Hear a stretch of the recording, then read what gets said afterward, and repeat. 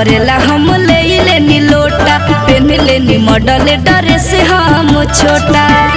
model dress हम छोटा जलावा भरेला हम ले लेनी लोटा पेन लेनी मॉडल ड्रेस हम छोटा देखो बने गनी हम हुकवरिया देखो बने गनी हम हुकवरिया बुझला ए भौजी देखावत का डोरिया हो तू जइबू देवघर नगरिया हो ए भौजी देखावत का डोरिया हो तू जइबू देवघर नगरिया हो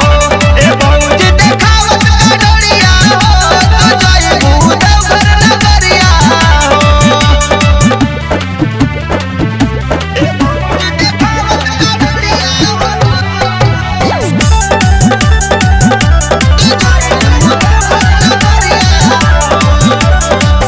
रहिया चले में नहीं होई परेशानी कहियो न साड़ी हम तो पेन्हल बानी तू कमरिया के बीच हल चल करबू पैसा जाके उहाँ शिवजी पे जल ढारबू माफी मांगिल करी के करी जोड़िया माफी मांगिल करी के करी जोड़िया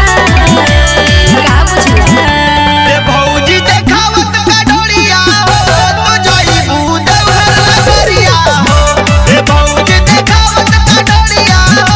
तू जइबू देवघर नगरिया हो ए भौजी देखावत का डोरिया हो तू जइबू देवघर नगरिया हो